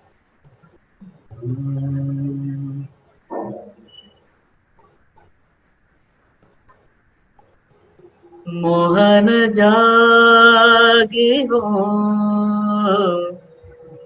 भल गई हो, तेरे कारण श्याम, तेरे कारण नई मुरली नहीं। मोहन जागी हो भल गई। वाह। तो ये पहला पद था कि मोहन जाग, तुम्हारे कारण यशोदा माँ ने एक नई मुरली दी है, हाँ, ताकि तुम गायों में जाओगे तो बजाओगे उसको। वाह। ये सूरदास जी का पद है। और इसके बाद जो अलग पद है, जो करत श्रृंगार मैया मन भावत, करत श्रृंगार शीतल जलता तो कर राशो, लेत बलिया बटी न भावत, करत श्रृंगार मैया मन भावत, करत श्रृंगार। वाह। फिर यही वो, पद है जो गाया था पंडित जी हाँ ने। हाँ, जी। ये सारे उस पद उसमें है। सुर पदावली। और जो इसके बाद वो बहुत अलग अलग है, सारे पद मैं नहीं गा सकता, मगर उस जैसे कि वो अ, स आवत मोहन धेनो चराए, आवत मोहन, ये मतलब जो गाय चरा के वापस चढ़ा आ के रहा वापस आ रहे हैं जी। है, जब रात में जब सुला रही है यशोदा, क्योंकि पहली बार भगवान गायें चराने के लिए गए हैं और इतने थक के, तो वो उनको सुलाते वक्त गा रही है वो केदारा में कैसे, ओढ़े श्याम, ओढ़े श्याम, जननी गुण गावत, ओढ़े श्याम, आज गयो मेरो गाय चरावन, कही कही मन उलसावन, ओढ़े श्याम। क्या बात। तो ये पूरा जो एक, ये ऐसा जो बना, एक रिकॉर्ड बने, और उसके बाद ये रिकॉर्ड सब रिकॉर्ड ही तोड़ दिए। इतना मतलब। तो स्वर आपने भी इसमें कुछ प्रशिक्षण लिया हवेली संगीत में? जी थोड़ा थोड़ा मेरे को सिखाया था उन्होंने। हाँ। तो मेरे को आप उन्होंने, दोनों कुछ एक साथ अगर सुना सके। नहीं नहीं, क्या है कि लाल जो गोपाल। जो मुझे आता है वो इसको नहीं आता है, जो इसको आता है वो मुझे नहीं आता है। अच्छा। क्योंकि मामा जी ने बहुत अलग अलग अच्छा। सिखाया है, जी। और अलग समय के अनुसार भी सिखाया है। हम्म। और इसको जो सिखाया है, इसको बहुत ही प्यार से सिखाया है। कहते हैं ना कि दादा और पोते का जो एक रिश्ता है, बहुत अलग होता है। वो असल से सूझ ज्यादा करीब और होता स्वर में ये बात भी है, मैं ये भी कहूंगा कि इसने, एक मैं आपको ये बताऊं कि हमने कभी इसको ये नहीं कहा कि बेटा जाओ गाना सीखो और ये करो। है। हमको लगा धीरे धीरे कुछ ना कुछ तो कर ही लेगा। तबला, ये तबला बहुत बजाता था, अभी भी बजाता बजाता है, अभी भी था। उसके अपने रूम में अपना तबला पड़ा ही रहता है। वो रियाज करने के बाद वो उठ के अपना एकदम तबला बजाने लग जाता है। वो जो होता है ना कि भाई थोड़ा कुछ करने के बाद में आपको कुछ अलग कुछ करना चाहिए, थोड़ा घूमना चाहिए, ये करना, ये अपना उठ के तबला बजाता है। वो तो आपके घर का एक परंपरा भी है रतन जी जी, जी, कि पहले परंपरा तबला है। सिखाया सबको, जिससे कि बाद में जाकर के सम को और मात्राओं को अलग अलग ढूंढना ना पड़े। जी, जी। हाँ, तो स्वर आप बता रहे थे। गाओ बेटा। जी तो मेरे को उन्होंने एक जो सिखाया मैं वो सुनाता हूँ। हम्म।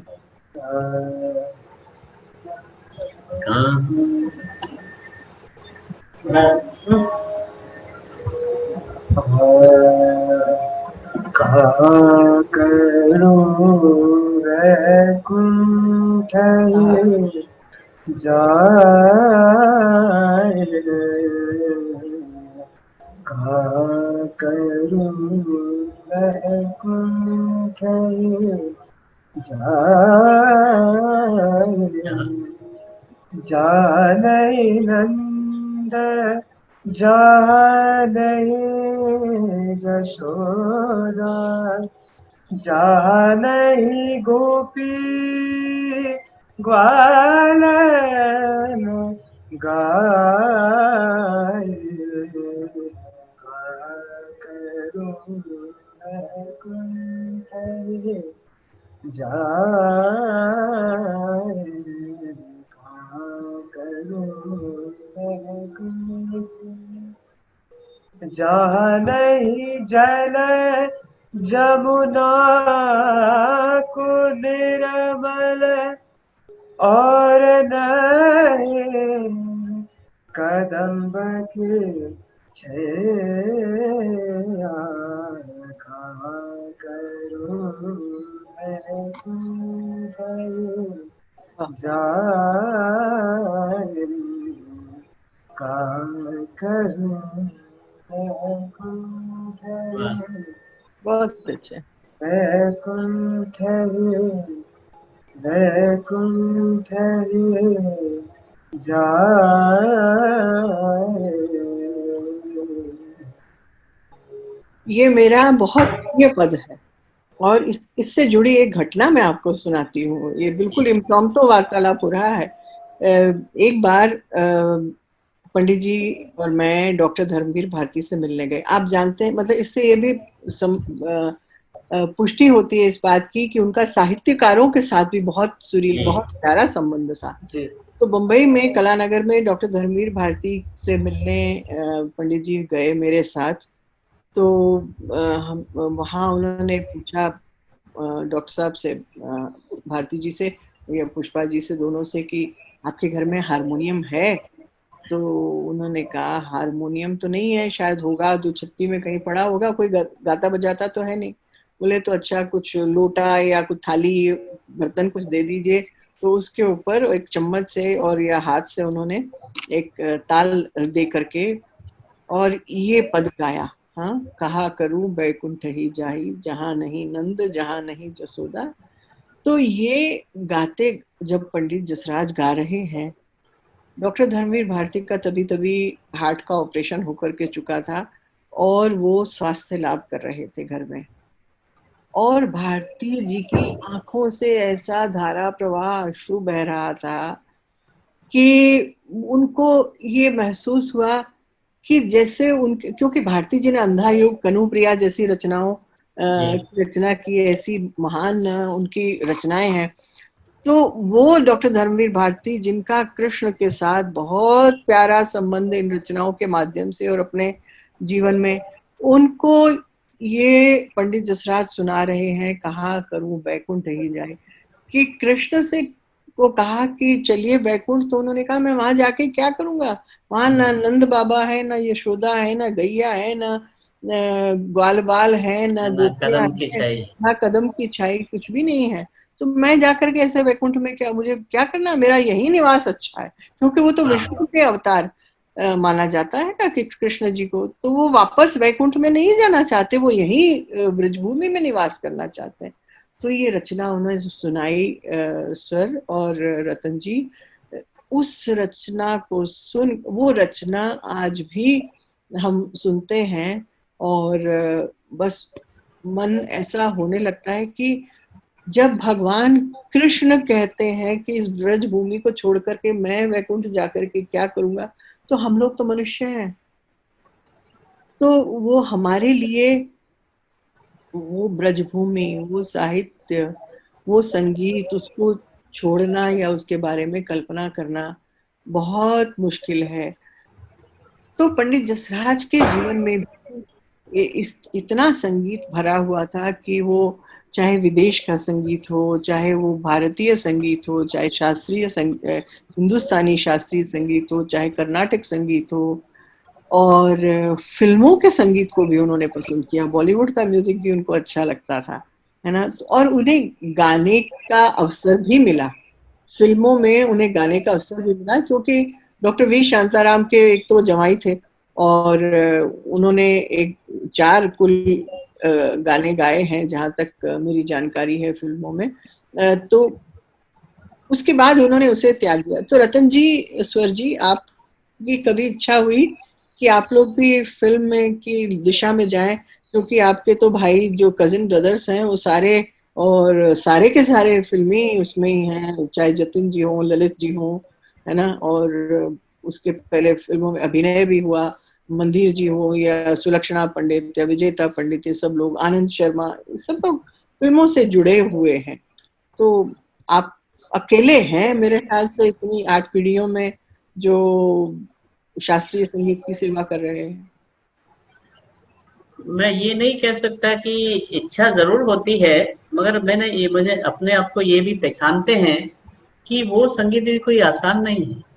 हम्म, जो फ़िल्मी संगीत है वो भी कोई आसान नहीं है, हर कोई वहाँ पर भी ऐसे तो हाँ, मतलब वो गाना अच्छा नहीं है, ये गाना अच्छा है या ये गाना अच्छा है, ऐसा नहीं है। सब एक अलग-अलग शैली है, अलग-अलग धाराएँ, स्वर तो वही है, हम्म, स्वर यही है, सब वही है। तो वो मगर क्या है कि हमारे ऊपर जो जो छाप जो एकदम पड़ी है, वो हमारे गुरुजी की पड़ी है। तो उन्होंने उन वो कभी ऐसा नहीं कि मतलब किसी कोई संगीत को बुरा उन्होंने कहा ही नहीं। और ऐसा जी, भी नहीं कि बैठ के कहने अच्छा ये गाना तुम फ़िल्म का गाना सीखो, ऐसा भी नहीं। हम्म, तो उनकी जो तालीम हमको रही वो तो क्लासिकली रही। जो मतलब ज़्यादा नीचे है जो मतलब तो एक कोई भजन सीख लिया बस, उसके अलावा तो कुछ था। हम्म, तो जो असर जो होता है आपके जो आदर्श होते हैं वो करते हैं, वैसा ही हम लोगों में। बिल्कुल, बहुत तो बढ़िया।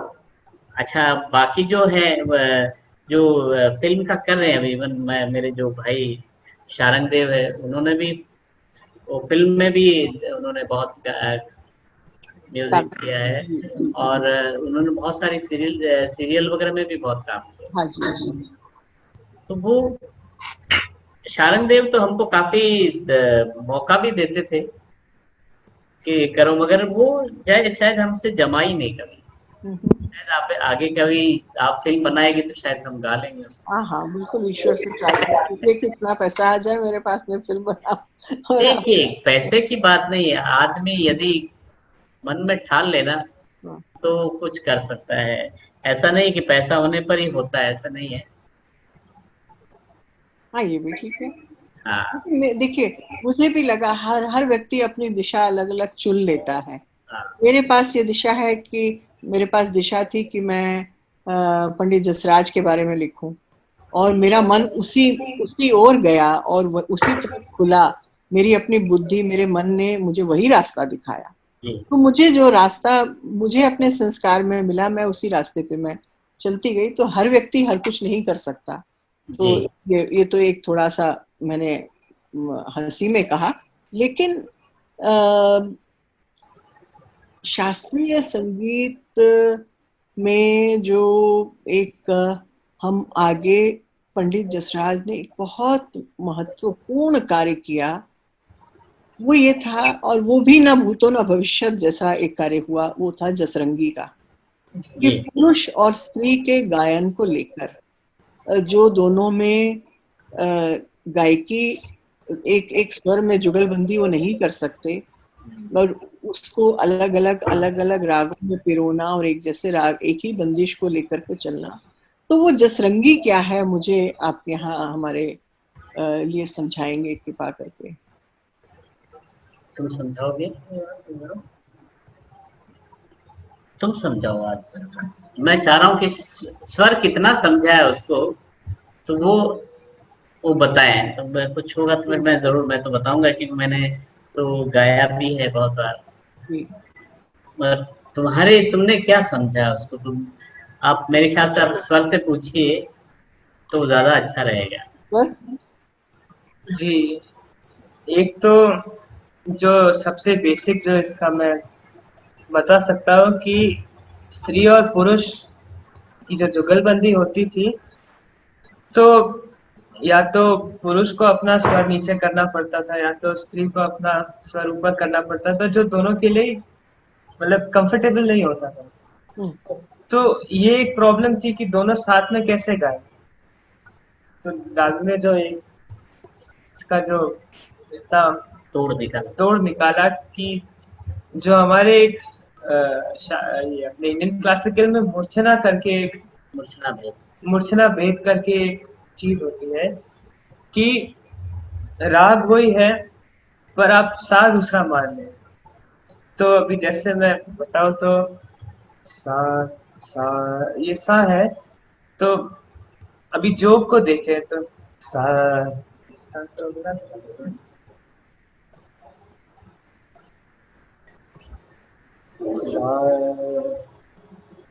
सा गा मा पा नि सा नि पा मा पा पा गा गा सा। तो अगर जोग के शुद्ध गंधार को हम सा माने तो वो गुजरी तोड़ी बन जाता है। हम्म, तो राग बदल गया, स्वर वही है, सा बदल गया, पर तो सा गा सा रे ग रे सा रे ग म ध नि सा रे र म ग रे सा ग म प नि सा ग म ग सा नि प म ग। वही है बस। तो सा सा रे ग रे सा रे ग म ध नि सा रे र म ग रे सा। गंधार को सामान्य तो ये गुजरी तोड़ी बन गया। और वही ग ग म प नि सा ग म ग सा नि प म ग। हम्म, वही जो बन गया। तो इसको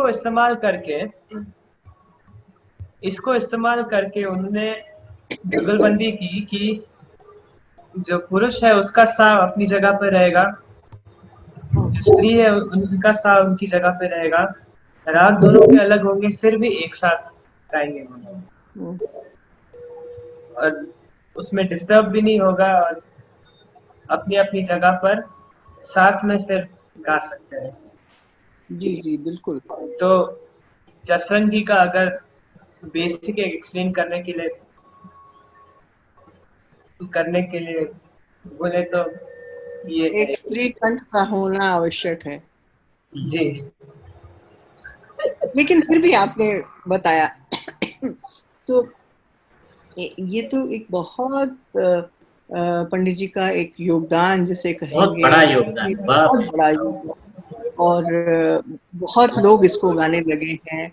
मेवाती घराने के अलावा बाहर के घरानों में भी लोग इसको गाने लगे हैं। रतन जी हाँ। आप कुछ कह रहे हैं, जी अब मैं बताइए। ये कह रहा हूँ कि जब ये बहुत पुरानी एक यादगार है मुझे, जो मैं 70s की बता रहा हूँ, मतलब ये 75-6 की बात है, या उसके भी बाद, मतलब 75 हो गए, 6 हो गए, 7 हो, इसी में ही सही बात है।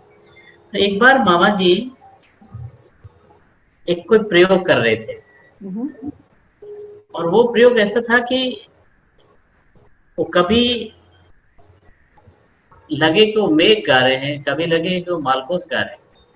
हम्म, और जब उसका खुलासा जो हुआ तो ये हुआ कि जब वो प्रोग्राम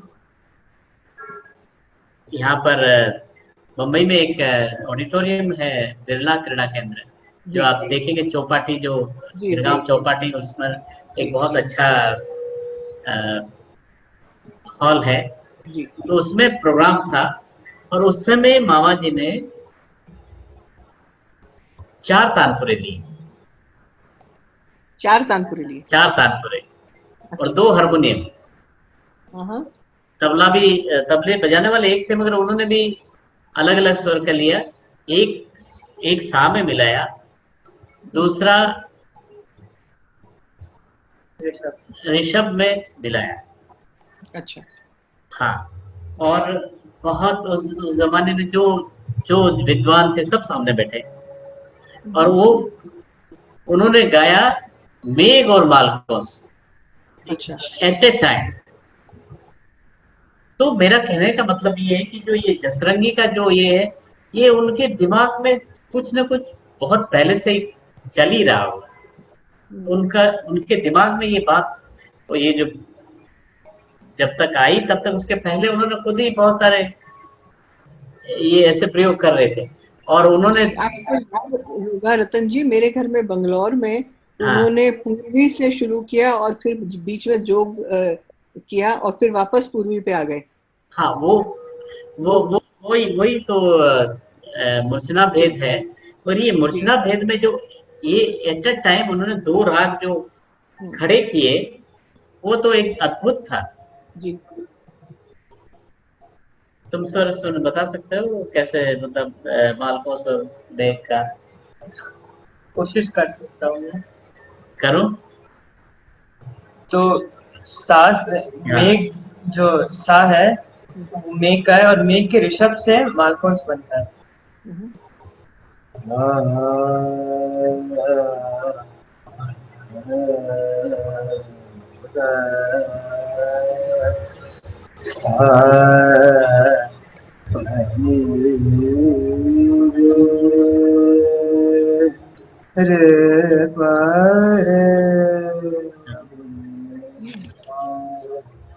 तो ये मेघ उसके ऋषभ को अगर सा माने तो धने सारे सा ये सा ग ग धनी सा सा ग म म ग नि सा रे म प प म प म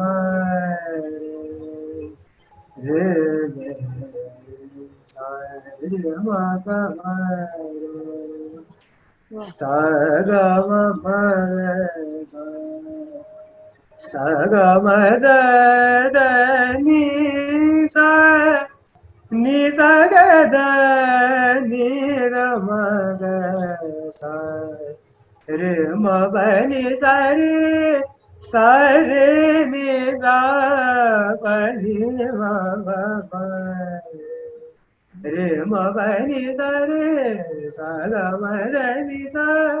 हाँ। हम्म, तो वाह। ये दोनों ऐसे साथ में हाँ।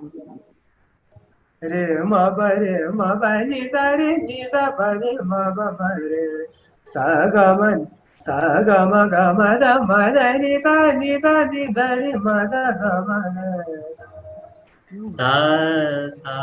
सा रे सा हाँ। रे म ग म। तो वो ये प्रोग्राम ऐसा हुआ कि हम्म, एकदम जब वो मेघ गा रहे हैं तो हम्म, पूरा मेघ गा रहे हैं। हम्म, और मेघ, और वो जब मेघ गा रहे हैं तब वो तानपुरे वो सा वाले बज रहे हैं। जी। और जब उसके बाद मतलब उन्होंने बहुत उस समय इतना हमारा, मैं भी इतना हम जानते नहीं थे। हम्म, और उसकी शायद रिकॉर्डिंग तो होगी शायद, मगर वो अद्भुत प्रोग्राम था उसकी, जो विद्वानों ने बहुत तारीफ की उसकी। मुझे सुनकर ही बहुत अच्छा लग रहा है। हाँ। हाँ, और एक मतलब कि गा रहे हैं और एक वही स्थाई, पहले मेघ में गा रहे हैं, फिर बाद में वही स्थाई पूरे मालकोस में गा रहे हैं। हम्म, वही अंतरा पहले मेघ में गा रहे हैं, फिर अंतरा वो मालकोस में गा रहे हैं। तो जी, वो चमत्कार था उस समय, क्योंकि ऐसा प्रयोग पहले किसने नहीं किया हो। जी, जी, जी। और तो वही फिर उन्होंने बाद में ये जसरंगी में, मतलब कि जसरंगी को वो जो पहले उनके मन में जो ये चल रहा था, हम्म, तो वो फिर साकार इसमें आया हुआ। हाँ, बहुत सुंदर, बहुत सुंदर, बहुत सुंदर। और अ, वो एक जो एक उनमें एक जो एक विल पावर ऐसा जबरदस्त, हम्म, मैं आपको क्या बताऊं कि जब बहुत एक हम लोग पंढरपुर जगह है, हम्म, पूना के पास में पंढरपुर, जहाँ पर जो बहुत बड़ा तीर्थ स्थान है उस महाराष्ट्र का। जी, वहां पर वो दर्शन करके, और वहां की सीढ़ियाँ काफी बड़ी बड़ी सीढ़ी है। वहां पर प्रोग्राम था बाबा जी का, तो सीढ़ी वो नीचे उतरे और बड़ी बड़ी सीढ़ी, मतलब वहां पर पत्थरों की काफी पुराना मंदिर है वो। तो एक सीढ़ी वो मिस कर गए। अच्छा। तो वो उनको, उनके पैर को कुछ लग गया एकदम, हम्म, पैर को एकदम कुछ। और उसके बाद प्रोग्राम में हम लोग सीधे चले गए। उनका पैर बहुत दुख रहा था। आप मानेंगे नहीं, कोई दूसरा आदमी तो गा ही नहीं सकता, वो उसी पैर दुखने में वो उन्होंने 2.5 घंटा गाया, वाह। 2.5-3 घंटे गाया और गा के और बोला कि पैर बहुत दुख रहा है। फिर वहां से हम लोग निकले, ऊना में आए। ऊना में देखा तो उनका फ्रैक्चर था और उनको बोले कि पंडित जी आपने ये सहन कैसे किया। तो मगर उसमें भी वो ऐसे एक बार भी उन्होंने ऐसे दिखाया नहीं कि उनका पैर दुख रहा है। और वो तो आपको तो पता ही कि पलथी मार के बैठते थे, जी बिल्कुल पूरा पलथी मार के बैठते बिल्कुल, पूरा समय, पूरा समय। पूरा और समय। ये 80s के बाद बता रहा हूं, उनको कुछ हार्ट का थोड़ा प्रॉब्लम हो गया था। तो उस डॉक्टर ने कहा कि अभी आप है ना थोड़ा कम ताकत लगाइए। उनके जो डॉक्टर उनके बहुत अच्छे हमारे, बहुत फैमिली फ्रेंड डॉक्टर वेंकट का थे। जी। तो बोला कि रियाज तो कर सकता हूँ। बोला हाँ रियाज कर सकता। तो ऐसा रियाज किया उन्होंने कि उस समय जैसे ये जो आरोह अवरोह होती है ना, तो एक सांस में वो 18, 20, 21 ऐसे मारने लगे। सा सा रे गा मा पा रे नी सा सा नी सा पा मा गे रे सा सा रे गा मा पा रे नी सा सा नी सा पा मा गे रे सा सा रे गा। हम लोग इतना वो ये जो है, ये इतना मतलब उनकी जो विल पावर देखिए कि कैसे मतलब आप 20-21 एक सांस में। जी। जबकि डॉक्टर ने कहा कि नहीं आप थोड़ा आराम से गाइए, मगर वो बिल्कुल नहीं। पर उनका तो कोई सानी ही नहीं। देखिए वो अंटार्कटिका चले गए हाँ, और मानसरोवर गए। मानसरोवर गए, और हम लोग किसी को पता भी नहीं था कि वो मानसरोवर गए हैं। यहाँ उनके आने के बाद पता चला कि वो मानसरोवर होकर के आए। तो पूरी पदयात्रा उन्होंने की, और कहाँ कहाँ वो चले जाते थे, एक के बाद दूसरे के बाद तीसरा प्रोग्राम वो करते रहते थे। उनका खैर 90 बहुत की बार ऐसा, उम्र में बहुत बार मैं वो आपकी स्वर बात को काट रहा सिखा हूँ। रहे थे रोज, वो वही एक बड़ा। मैं बहुत बार ऐसा होता था कि आज रतन थोड़ी तबीयत ठीक नहीं लग रही है, हम्म, तो तुम मतलब ज्यादा गाना। हम्म, अब क्या ज्यादा गाना, अभी जैसे ही वहां पर बैठे, हम्म, स्टेज पर बैठे, तो वो जो तबीयत तबीयत सब गायब। हम्म। और जो एकदम तैयारी ऐसी एकदम बिल्कुल बिल्कुल। उन्होंने मतलब अभी ऐसे। भी मुझे याद आ रहा है वो प्रसंग, जब उनके भाई साहब की आवाज चली गई थी, और फिर बापू साहब यानी महाराजा जयवंत सिंह जी, सानंद के बापू साहब की, उनकी कृपा से और माता कालिका की कृपा से वो उनकी आवाज वापस आई, और उन्होंने फिर गाना शुरू किया। और वो उनके पिताजी की बंदिश थी जिसे उन्होंने गाया। और फिर गले जब पूजा गले भुजंग, जी। तो जी गले भुजंग, तो आप लोग थोड़ा सा उस बंदिश को सुनाएंगे। जी।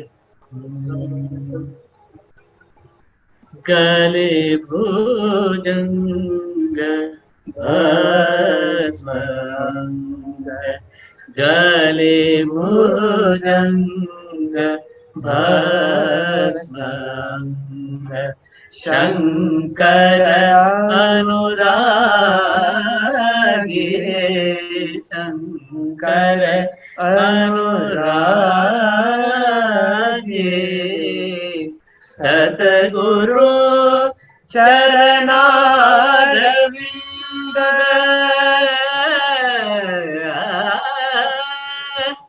सतगुरु चरणारविंद,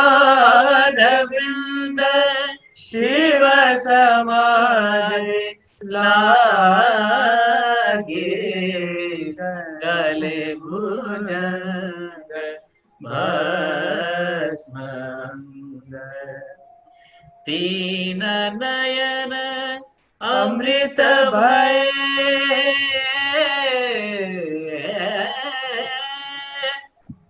तीन नयन अमृत भय, गले रुंड माला, गले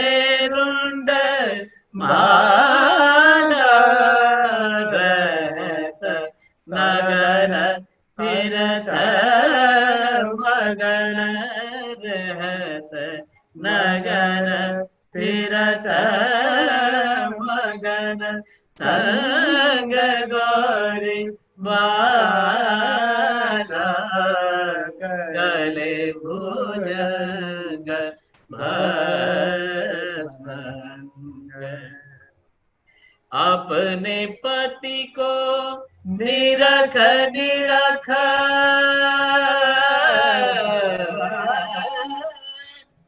अपने पति को निरख निरख, पार्वती जागी औरन को आशीष देत, औरन को आशीष देत, आप फिरत त्यागी गले भुजंग भस्मंग। शंकर अनुरागी गले भुजंग भस्मंग।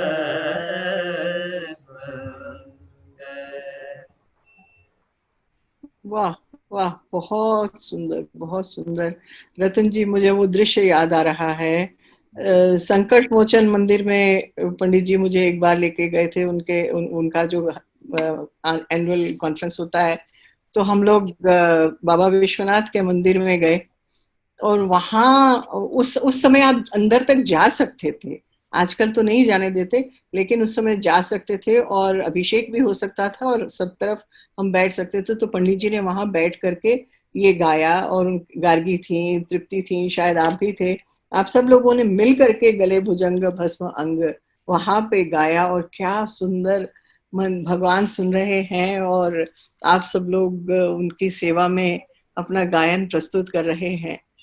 तो एक गायन का स्वरूप ईश्वर को प्रसन्न करने के लिए होता है, और जहां तक मुझे अनुभव हुआ है, पंडित जसराज का गायन वो गायन है जिसको स्वयं भगवान ने सुना है और उनको आशीर्वाद दिया है। और उनके गाने से जब वो मेघ उन्होंने गाया तो वर्षा हुई, और मैंने स्वयं अनुभव किया कि वो गा रहे हैं और पूरे ऑडिटोरियम में सुगंध ही सुगंध हो गई है। और मैं यहाँ वहां देख रही हूँ कि कोई आया कोई गया, किसी ने इत्र लगाया हो, ऐसा कुछ नहीं था, लेकिन सुगंध, और वो सुगंध मेरी नाक में 10 दिन तक 12 दिन तक बसी रही।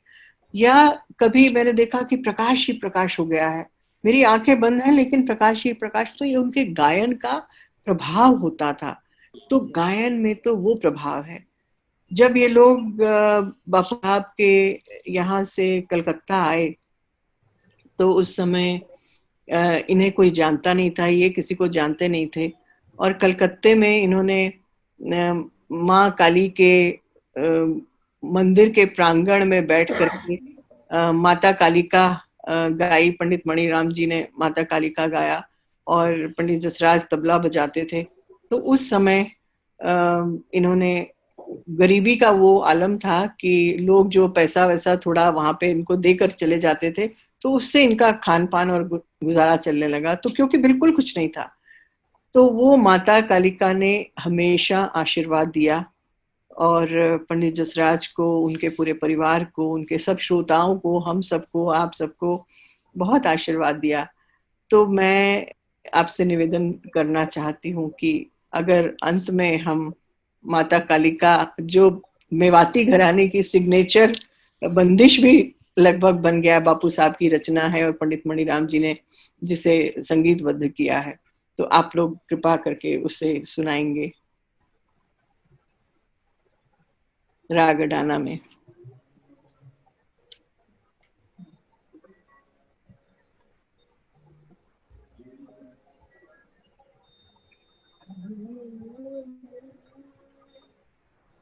माता काली का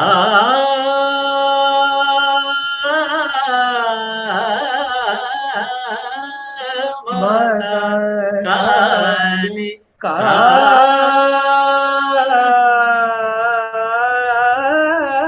माता काली महाकाल महारानी महाकाल महारानी महाकाल महारानी जगत जननी भवानी भवानी भवानी माता काली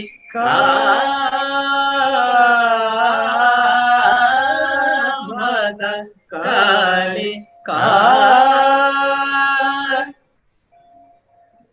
खड़ग मूड खपर कर धरनी कर धरनी कर धरनी असुर हरनी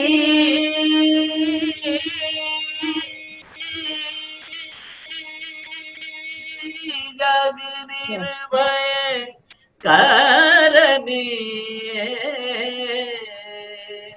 खड़ग मूड खपर कर धरनी कर धरनी कर धरनी असुर हरनी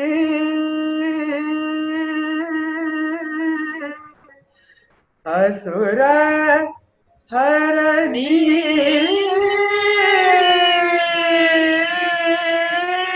जग निर्भय करनी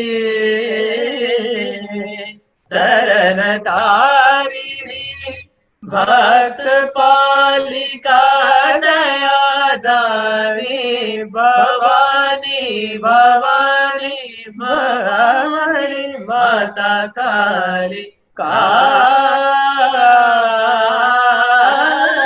माता काली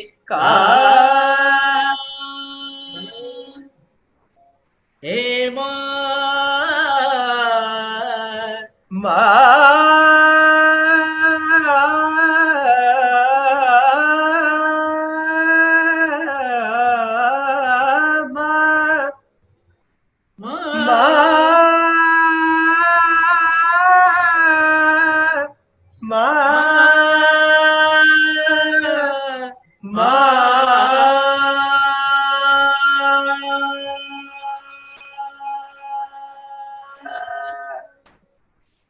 वाह वाह वाह,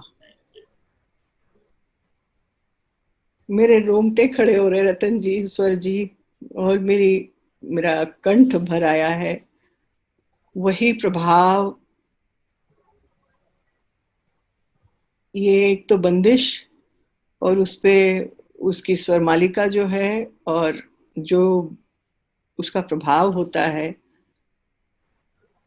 इसका प्रभाव माता कालिका का और हम तक जिन्होंने स्वयं पंडित जसराज ने इस रचना को पहुंचाया, मैं ईश्वर से प्रार्थना यही करती हूँ कि वो अपने आभा मंडल में सदैव जिस नक्षत्र को उन्होंने बनाया है, उस नक्षत्र को अपने आभा मंडल में सदैव समाहित रखें और उसकी किरणें, सूर्य, उनका नाम ही संगीत मार्तंड पंडित जसराज था, तो उस मार्तंड की किरणें हम सबको प्रकाशित करती रहें, हम सबके जीवन को आलोकित करती रहें और वो इस सौर मंडल में हमेशा चमचमाते रहें।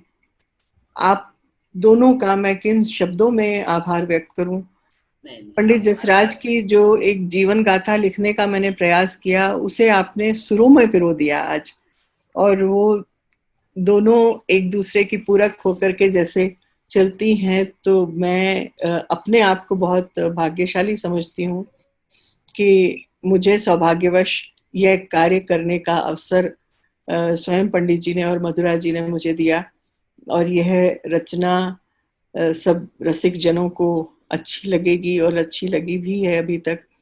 मैं उनके प्रति आभार व्यक्त करती हूँ। मैं संदीप जी और समीरा जी जिन्होंने इस कार्यक्रम के आयोजन का बीड़ा उठाया, मैं उनके प्रति आभार व्यक्त करती हूँ।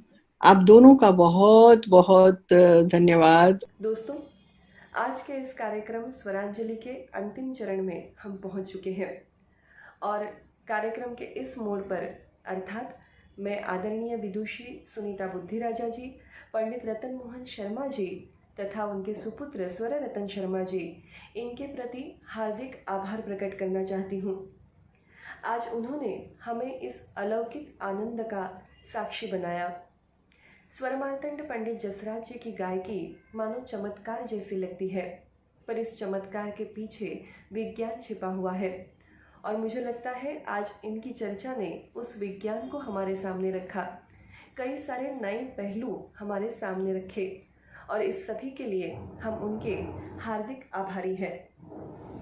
दोस्तों, आपके अर्थात दर्शकों के सहयोग के बिना तो ये कार्यक्रम सफल होना मुमकिन ही नहीं था। इसीलिए आप सभी का भी शीलाहार हेरिटेज सर्विसेज की ओर से, संदीप दहिसरकर जी की ओर से हार्दिक आभार। हमारे साथ ऐसे ही जुड़े रहिए।